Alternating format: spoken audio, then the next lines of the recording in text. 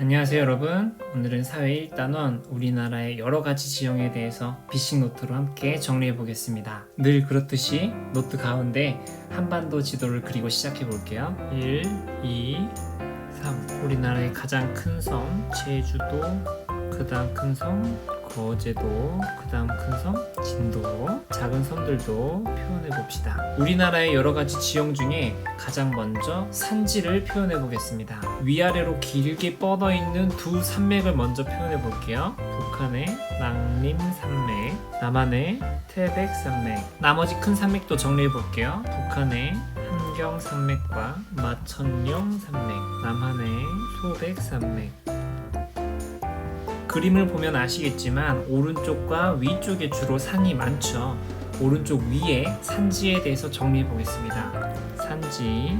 첫 번째, 우리나라는 국토의 약 70%가 산지입니다. 두 번째, 북쪽과 동쪽에 험한 산이 많습니다. 선생님은 한자로 표현해 볼게요. 그래서 우리나라는 동쪽은 높고 서쪽은 낮은 지형입니다. 다음으로 하천과 평야를 표현해 보겠습니다. 우리나라의 큰 하천 5개를 표현해 볼게요. 기준이 되는 한강을 먼저 그려 볼게요. 가운데 하나 선 하나 그려주고요. 한강이라고 칩시다. 위쪽 중간에 흐르는 이 강은 대동강입니다.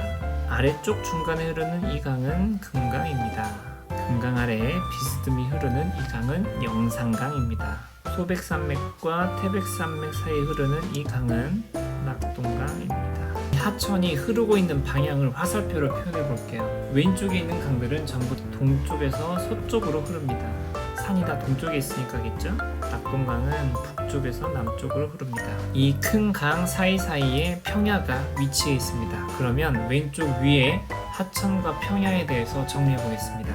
하천, 평야. 첫 번째, 우리나라의 서쪽은 낮은 평야가 많습니다. 동쪽과 반대죠. 큰 하천은 대부분 동쪽에서 서쪽으로 흐릅니다. 하천이 위치한 평야 지형은 예전부터 농농사를 많이 지었고 큰 도시들이 발달했습니다.